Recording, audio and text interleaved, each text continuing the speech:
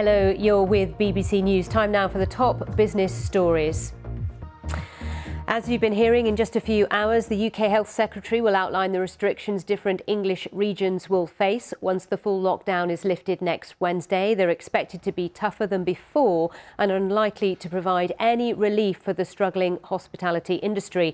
The trade body Hospitality UK is warning 1 million jobs are at risk if pubs, restaurants and hotels face severe restrictions in the run-up to Christmas, their busiest time of the year. And the British Beer and Pub Association has written to the Prime Minister this morning, demanding to see any evidence that pubs are a source of virus outbreaks. They say it's clear.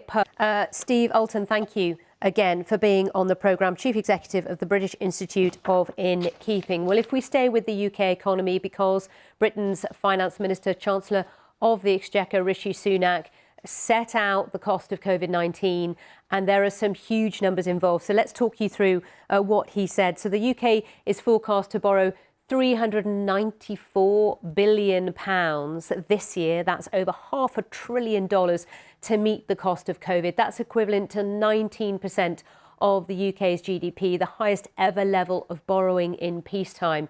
Here's Rishi Sunak in Parliament earlier.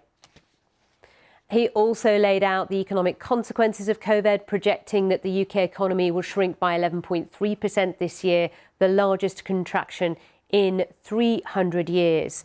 The unemployment rate is expected to peak at 7.5% next year, but that equates to 2.6 million people out of work.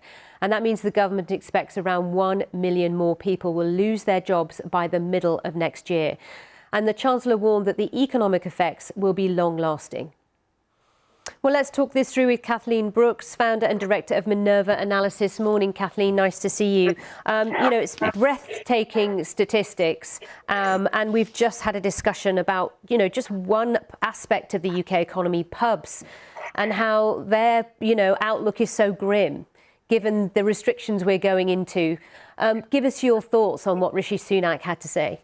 It was a spending review, it wasn't a budget, so it's about what he's spending, which is why the taxation elements were not talked about this week. That'll come in the budget, but maybe it's about managing expectations when you talk about the pessimistic outlook, but also, just hearing from our previous guests, and I've had this conversation so many times with different sectors of the UK economy, where they're saying, we will face bankruptcy and closure on a huge scale unless the government helps us and bails us out further.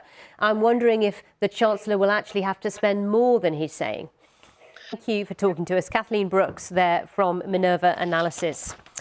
Now, it's still Wednesday in the United States, but when they wake up, it will be Thanksgiving, and a time when millions of Americans travel to spend their time with family. This year, of course, it's a holiday season like no other. The Centre for Disease Control has advised people not to travel as infection levels continue to spike. But that hasn't stopped airline passenger numbers from hitting the highest level since March, as Michelle Fleury reports. That's Michelle Fleury. Well, if we go to Asia, stay though with the theme because Shanghai has become the world's most connected city for air travel, according to airline industry body IATA. It's dethroned London, which has seen the number of airline connections slump because of the pandemic. Let's go to Sharanjit Lail, who's in our bureau in Singapore. Nice to see you, Sharanjit. So Shanghai is the most connected place in the world. Quite incredible.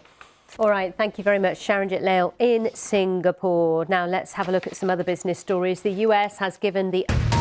Stay with us here on BBC News, still to come. You're with BBC News, the top stories. Mention some of the responses. Amazon saying they're committed to minimising waste. Apple saying it's surprised and disappointed. To what extent is this going to drive change internationally, do you think? This move, Deirdre McKay from Keele University, really interesting. Now let's stay with the environmental theme because teenage activists in Australia have launched a class action lawsuit on behalf of young people around the world to stop a large coal mining project 430 kilometres northwest of Sydney. They argue the federal government has a duty to protect them from climate change. Neither the government nor the resources company have commented. A trial in Australia's federal courts expected to start in March next year. From Sydney, here's Phil Mercer. Let's remind you of our top story. President Trump has granted a pardon to